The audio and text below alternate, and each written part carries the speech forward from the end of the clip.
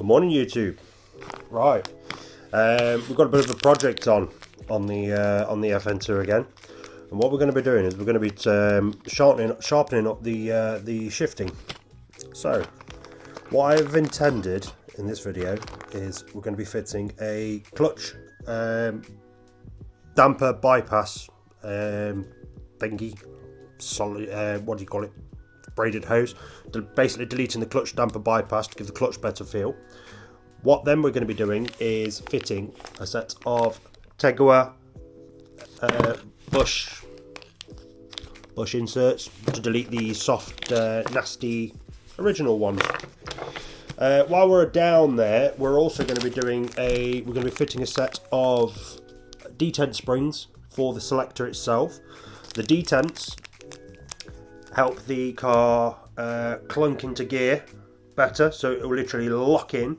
So if you're feeling when you're shifting in your FN2 and it feels a little bit sloppy going into gears, like it's not fully in there, or it's kind of bouncing out sometimes, or that means that your detent springs are getting old. So what we're doing is we're fitting a set of uprated detent springs. These are 86% tougher, so they make it basically so your box feels a lot more mechanical going in and out. Have you ever driven a 350Z or something like that, where you're directly on top of the Selector's literally on top of the gearbox because it's rear wheel drive?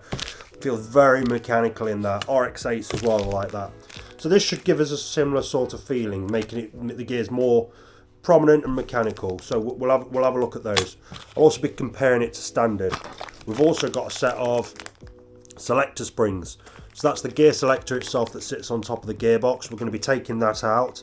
We're going to be replacing these. These again are 86% tougher.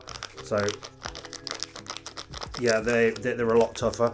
These are I want to say they're unbranded springs, but they're not. They're made in the UK by a company called Import Tuning. They're the cheapest ones around, and they're just springs. At the end of the day, you can go and spend 70, 80 quid on hybrid racing springs, but they're springs. Dead easy to change anyway. So I'll post a link to where I got these if this all turns out well. It might not, but we'll see. So first off, what we're going to do is we're going to assemble this bushing from Tegiwa. So I fitted one of these in the past and they've changed the design. It used to be a nightmare to fit. You used to have to modify the this is the little guy that sits in the middle of the bushing. So in the bushing itself, you can see you've got this like rotating steel ring. That's to give it movement basically on the arm. It's a solid plastic bushing, so that's going to be a joy to fit. But what you used to have to do is you used to have to put this in a drill and sand it down so it would fit in the middle. But Tegiwa has nicely put on, I've noticed now, they've put on a little circlip on the back, which is cool, and it slides straight in. So that slid straight in. So we've got the little groove poking through the back there, and what we're going to do is we're going to add our circlip back on. I've got gorilla hands, so it's kind of easy for me to do these sort of things. I have to be careful not to break things. So once we get this circlip on, one half on, there we go. Told you, gorilla fingers. There we go. So that's the centre part of the bushing in place. And what that'll do is that'll once we remove that big rubber bush out of the thing, which you can literally pop out the selector cables themselves, that should go in. Now there is another circlip on this that looks kind of beastly, so I don't know if I'm going to be able to do that one by hand. Probably not. Definitely not. So what I'm going to do is I'll just show you the other bit in the kit. So for the other cable with the smaller bushing on, you get a new circlip. Unfortunately, there's only one of those. You'd expect there to be two because there's two on the car. But anyway, I'll have to reuse one of the old ones. But I've got a new circlip for one of these, and you get the bushing for the smaller one as well. So it might be famous last words, but these do look fairly easy to fit. A circlip's come off that one, not. So once they're on, you can flip the cable slightly and get that circlip back on. And they're just a spring clip, so they don't take much force. But say gorilla fingers here, Might be different for other people. Right, we're going to get to the car. Mine's going to be slightly more complicated than other people's because I've got boost pipes and stuff to get off. But let's get to it. Just to add as well, before we go to the car, that is the brake bypass line. I got it from my mate. He literally cut it off his. So we've got to remove this clip here. That unbolts from there. And yeah, that's the brake pipe bypass line. So he's left those on nicely so I can actually see where that goes. So instead of this line from the car plumbing straight into the well, there's like a rubber hose then that goes to the brake damper thing. The damper's then deleted, it's bypassed. So then this steel cable joins the two ends together, just deleting that bypass itself. So yeah, that's what we're going to be doing while we're in there, and hopefully getting a mate over to help me bleed it. But yeah, let's crack on. So what I'm going to do now is I'm just going to have a quick flick around in the gears so you can see what this actually does. So the selector springs that we're fitting, that's going to help to recenter the gear shifter. If we look at that wobble could be in the cables, that could be in the selector springs, not the detents. The detents is for that. So hopefully what we're going to eliminate is we're just going to use two fingers here just to demonstrate it. We're going to try and eliminate that side to side wobble and the sort of half-assedness even to going into gear. I mean, it does go into gear perfectly like any other Civic Type R of this age, but we're just going to see if we can make it slightly better. So yeah, I think I've demonstrated that enough. We'll get to it. As I said on the previous video, I've got a lot to remove to actually be able to get at what we're working on today. So I'm just going to go poof and it's going to be done.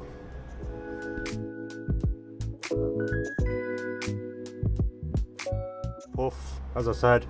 Right, so we've got to boost those off. I'm not going to take everything off. What I'm going to do is I'm going to dig at the battery now, see if I can get to it. So I'm just taking the wiper scuttle and everything off. From there, once we get the battery out, everything should be pretty simple. An NA FN2 is not laid out like this. This is because it's boosted. So all you NA boys, you're going to have a much easier time getting all your stuff out, getting your battery out, getting everything out of the way. I've just got a bit of a battle here to obviously get around everything. Right, so we've sort of got this to a position where we can start to see what we're doing now. So if we get this camera in here, towards the back of the bay there's like this little saucer shaped guy. This rubber hose that's going across and down and onto here and then coming back on itself, that is what we're deleting. So the hose that comes out the other end of it, we're basically joining that stainless steel hose up to bypass it, hence the bypass deletion. So we'll get this metal battery bracket tray thing out the way and we shall have a closer look at that. Quick update then. So this bracket here, which is it holds the original airbox up, there's two 12 mils on this side. You drop them out, you loosen this one just underneath the dampener and it just rocks out of the way. Now we're straight on the dampener itself. So we're going to crack the middle nut, we're going to drain the system because the system's gross, and then that exposes the two 10 mils that mount the dampener and the brake hose underneath it. So yeah, we are going to crack on.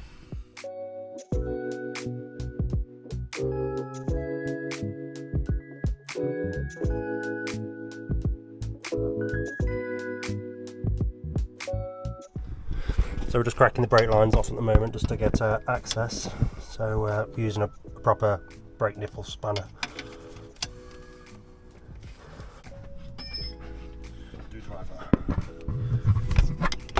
Let's see if we can flip this shit off. There we go.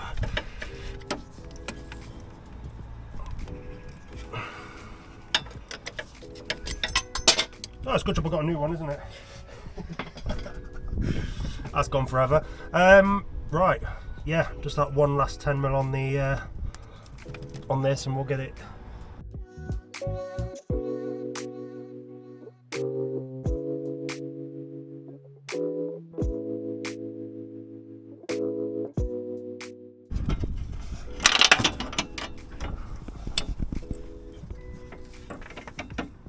brake dampener. Brake dampener. Keep filming this. Brake dampener. Brake dampener. See you. Absolute pieces of shit. Get them gone, guys. Get them gone. Yeah, so we've just pulled the rubber hose out as well. Forgot to press record on that. Apologies. What we're going to do is, yeah, so is that either end's the same, isn't it? Looks it. Either end's the same? Yeah. Looks it, doesn't it? So, we've got a new clip over here, which I think it's on a mission. So it's going in back in the same hole up there.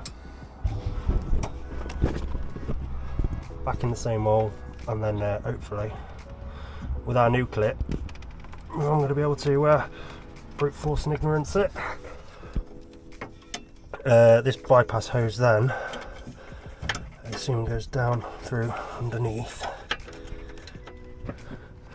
and around there. It feels short, this one, doesn't it? Right, so quick update. What we've done is we've just bent the brake hose very slightly, just to take the angle of the loop out. So it was quite tight, but now it's got no stress on it. So we're just going to tighten those up and then get on to the next part. Yeah, just knock that off, mate, because you're not going to see it. Right, people, so that's the brake bypassing. As you can, I'll get a big zoomed up thing here. I've still got to find the clip that I dropped both of. As you can see there, we've deleted the bypass from the hole which was bolted in here, and the hose that went into the bypass joined by the stainless steel one you buy, and join it up to the one that links it to the front, and then that goes up to the slave cylinder, which you have to bleed. But that is bypass delete done. Next we've got shifter cables, which are going to be a joy because they're in there. Yeah, so I'm gonna slide these slide the shims up, take the cross pins off from the shifter cables, and do them on top of the supercharger because they are tight. Quick update regarding bleeding the slave cylinder. It's on top of the manifold down the bottom. See where the clear pipe's attached to? Probably can't see it. There we go. I'm gonna get right in. So I've just loosened that nut off. I've attached a I think it's quarter inch PVC pipe to that, which then I'm going to run into a tub up here, and I'm going to attempt to do it from the top. This is probably going to end in catastrophic failure, but let's see. Here it is and all that. If the pipe's long enough. Probably won't be. Probably won't be. Right, I'm going to stick you back up there. This. So push this top in.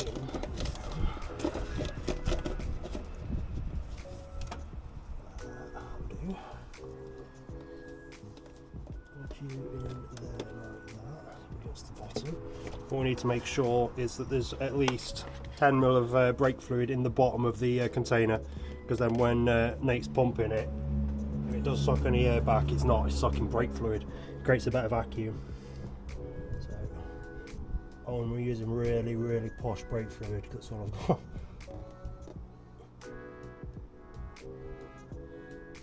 So, submerged. Well, mate, do you want to get ready to give her a pump? Yeah.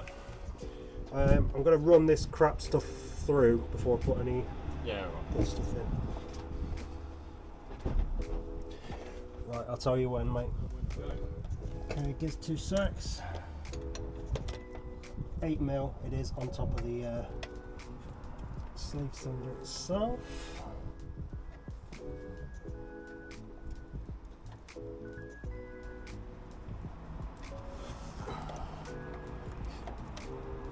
Right, dude, do you want to just give that a couple of pumps?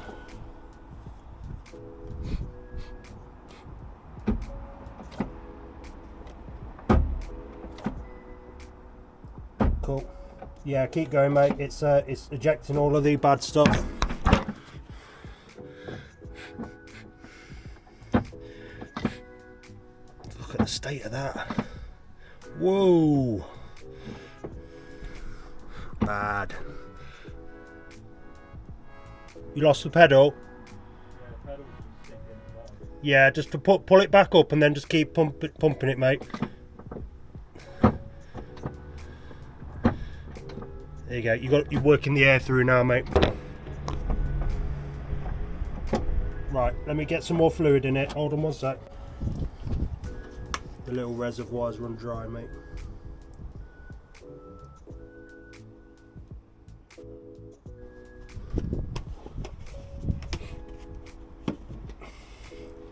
Right, dude, work her through.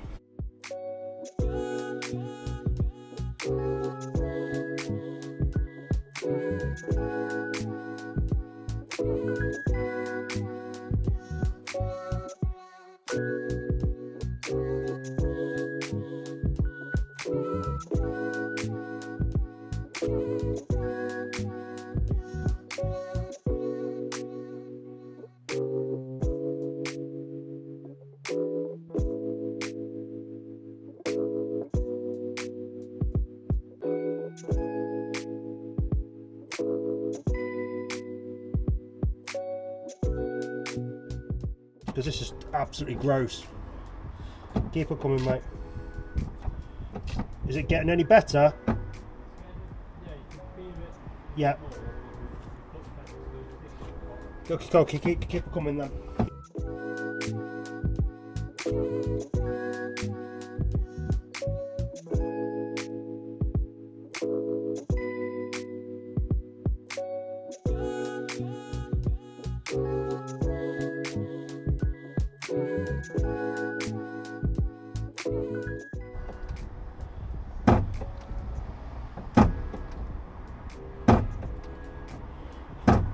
Right, now stop.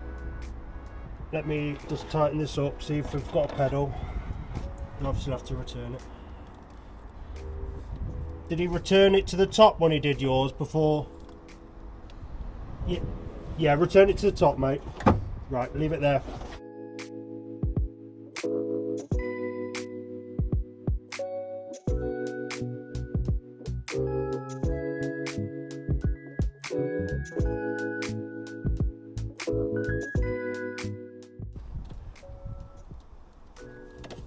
Right, we'll just put some more fluid in this. You should see the gross that's come out of that, mate. Right, have a feel of that pedal. Is it coming down and returning? Good pedal. If it's got a pedal, mate, and it's returning, that's all good. I'll kind of look at the state of this. Right, so that is it. That's bled. That's how we've done it. So we've done it from the top, sealed it, and the result is absolutely disgusting. So we've just bled the system. Bearing in mind that this was changed in this probably 2 years ago when I last had my major service. So let's get this down here. Give that a rinse off. Oh. And look at the friggin' state of that. Look at that, guys. Goo City. Absolutely gross. So yeah, get your clutches bled. You can do it from the top. 5-minute job. Right, so what we're going to do now is we're going to do the shifter bushes. So, because the charger's in the way, it's obviously going to be harder than it will be to do on any NA car. We did a set of hybrid racing ones not long ago. They're tight. They're very, very, very tight, and we didn't have to take the cables out the thing itself, but we're going to have to with this one just because of all the extra gubbins that's on the car. So if you want to take your shifter cables out, there's 2 sliding clips. While the cables are being held in, it probably a good time to do it. So if you wedge a screwdriver in there, you can sort of wangle them up if you like.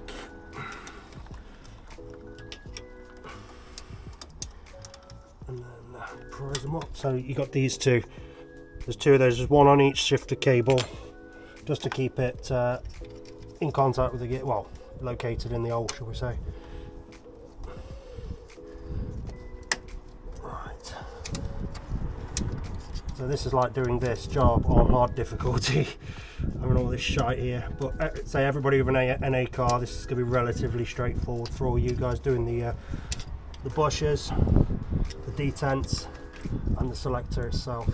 Selector kit, the selector springs. So I have to bookmark this video on for people that want to see the specific parts. So that's both of those out now. The cables are now free. They've just got a split pin on top of each one. Again, easy peasy on an NA. Making brain surgery on this thing. Alright, split pin. One, don't want to come off. Of course I don't. What did we do? Sean's. Long nose pliers, you can flip them up so they're facing upwards. I think we'll get long nose pliers in there. So from the back, if we can get in,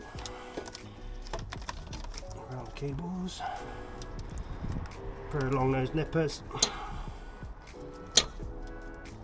Let's see if we can get those hooked in. The clip itself, which is proving to be a little bastard. There we go. We're hooked in, that cable's out, and we've just dropped it on the detent pole. So that's there. Right. So these are the clips that are on top of the shifter bushes, the original ones. They just literally slot through. There's a pin that comes off the gearbox, they slot on. It just keeps everything in contact with the box itself. So put those somewhere safe. You should get new ones in the kit, but I only got the one. Tegiwa, only got the one. So now, if we get the shifter off the box and pull it back, we've now got a shifter cable loose in the bay, which now we can work on up here. So this is the main shifter, the main bushes. So as you can sort of see here, you get a rag on it. That's a big rubber bush that goes all the way through. Now this top bit comes off, I believe. It does. Get that off. That top bit comes off like that. We'll put that up there. And now this is the big rubber bush on here that we were on about. That should, with brute force and ignorance, you can use the base of a screwdriver if you've got anything something to lever against. Should be able to push that sucker out. You jam that other screwdriver in it, and I get it up. There we go, and that is it. Shift the bush out. Now time for the hell of getting the new one in, because they're twice as stiff as these. That came out a lot easier than I thought. Yeah, Sean's fell out. Did they? Yeah, literally fell out. Sean's fell out. Yeah, they were ready on, really ready on Sean's. So what I'm going to do is I'm going to ram a cloth in there, because I would hate for anything to do. How much are them new bushes? These were about 55 quid from Tegiwa. And there's quite a bit to them. Look. There's a bearing in the middle, Yeah. split pin on them, and then there's obviously the other side as well. But that's the main one. Yeah, it's like a ball joint. That is like what they have on track, like a rose joint. Yeah. So we've got like a circlip thing on this guy. So we're going to try and get him off the back. That's going to be the joy, getting that back on.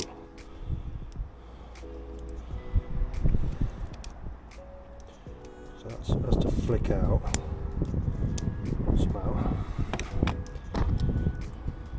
Before I get really annoyed with it. There we go. So flick one side off, just thread it around. That's the joy with this type of circlip, you can just thread them around. And then he's off. Right, moment of truth, is he going to fit? Are you going to fit? Are you going to fit? You know what, I think it's going to fit. Oh my god, Tegiwa. You know, with a bit of lube, I think that's going to go. Right, we'll get him back out. Ooh, I've pushed the middle out.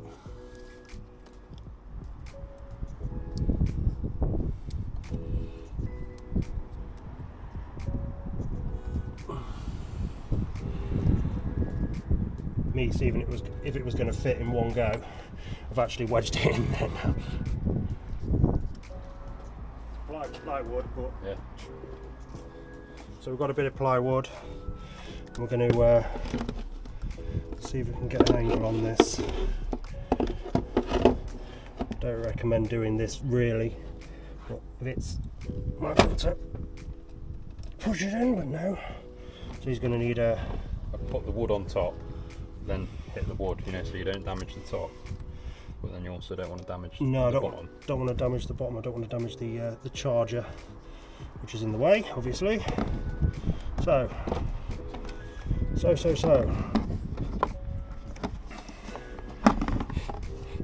What I want you to do for me, mate, is if you get a big socket. Is there a big socket in there? Just see if you can knock it on. Try it. Ooh. Yeah, that's a circlip for that bit, isn't it?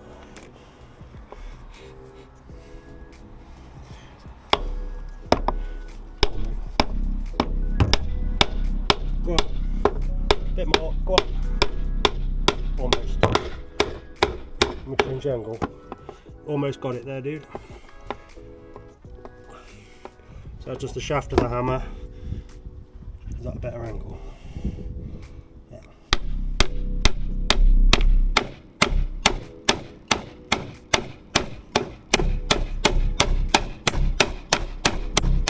That's so close. Let's just have a look at the inside, see if it's come through. No, just. It's not going to, is it? Because we're now hitting against that. Oh yeah. So what we need is a big socket. Used a 30. I don't know if that's going to be enough. Could be. Do you want to come and give it a love tap? Just put the shaft of the hammer sideways across it. There you go. Would you still? Yeah, go for it. Perfect, done. There we go. Shaft of the hammer, straight in. How's that, Sean? Better than yours, wasn't it? Not. Easy peasy though. Good idea, mate, well done. So now we've got to put the middle back in with the circlip. So the middle is what I did earlier on, but that actually popped back out. So middle back in. Circlip on there.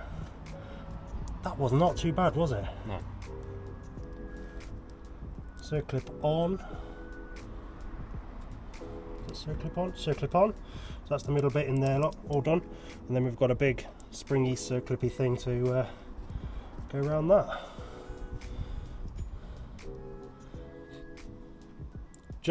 All you ever hear is horror stories about these ones, but they've updated the design.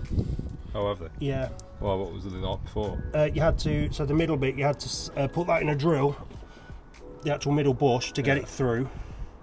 It was a ball ache, and you have to take all bits off and whatever. It was a ball ache, but that was utterly painless. I don't think Johnny Tegiwa would watch my videos, but if you do, thank you. Great design update. So just putting the thread in the circlip on now, look, and that is all sat in the gap. There we go. Shifter bush is done. That's the main one done anyway. But if he does watch your videos, he's going to be thinking, what can he see us with hammer? Well, hammer handle and a hand. He's going to be like, what? What? Hey, if it works, it's not a stupid idea, is it? So then that goes on there. That was the bracket. Back on the top of the box. And there we go. There we go. Now, does that go down far enough to get the circle? Right, so that's that big one done. So now we're going to go on to the little one. Are we still recording? Yeah, we are.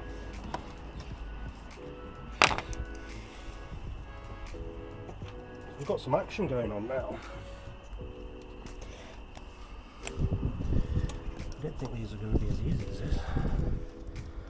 He says. There we go. Right. So unfortunately we had to butcher this guy. Unfortunately for him. So right, shifter off the gearbox. push it back, same process again. Because we moved the two big shims, we can move the entire linkage out and up. Right, so we've got an accessible mount here, look. So again, we've got an old rubber mount there. We've got this bit that comes off.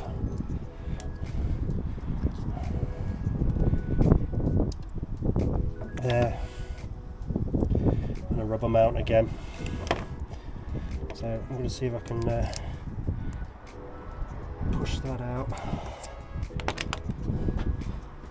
with my bare hands. I don't know if I can. Certainly can. And there we go. There's the baby one out of the standards. We're going to get the upgrade. E-clip for this side. So we'll pop in on there. The bush is a very similar design as the other side. We've got the spring clip as well that goes on the rear. Yeah, we'll see if we can get this through.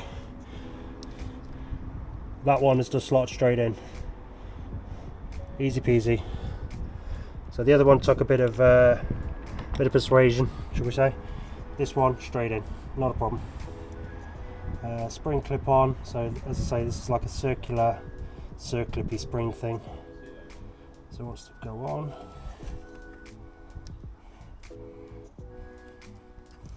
Push that through. Keep feeding that circlip around. There we go, it's all in the grooves, all done.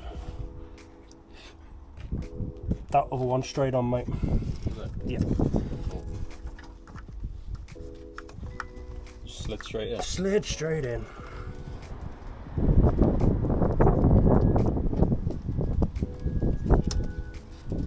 Stop angle. Right, so you have the cable back up the thing. There we go. And put the cable back. There we go. Right, on. Okay. That was about too much fuss. So it does go straight on. It wasn't a disaster after all. And then we've got a new circuit, which I'm going to attempt to put in bare hands and probably cut myself open. Right, do you want to just go feel my gears? See what... Oh, sorry mate, I need to put these springs back in first. Let me get these locators on.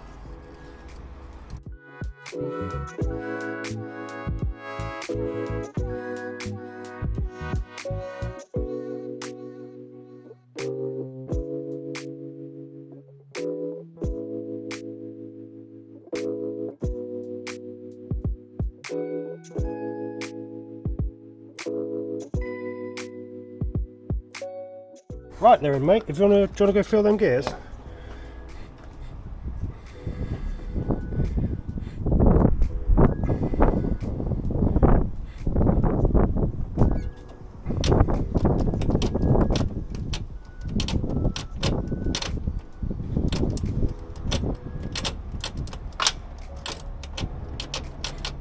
Are they all engaging all right, mate? Wicked. Does it feel any different, or? Yeah, it feels just a bit tighter. yeah. Okay, well, guys, we're gonna end this one as the part 2 of the video. Part 3 will be doing the detents and the selector. So yeah, that's those accomplished. Just gonna give you a quick look of the what we've been doing. So obviously down there you've got the Tegiwa bush. It was basically a talk through guide because I can't really get the angle to see what I was doing, but yeah, there's the Tegiwa bush. There's the two slide clips that I was on about to hold the cables in, and the other boy is right underneath. If you can see him from that angle, where will he be? At the end of that cable there, you can see I've had to bastardise that clip a bit there where it wasn't coming out before. But yeah, that's part 2. Part 3 coming soon.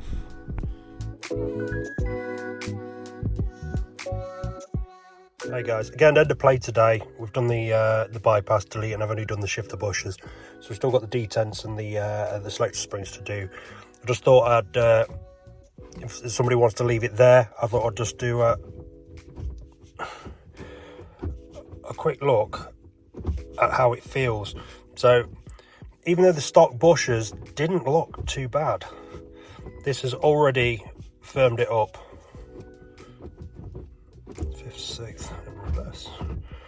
So it's already firmed it up.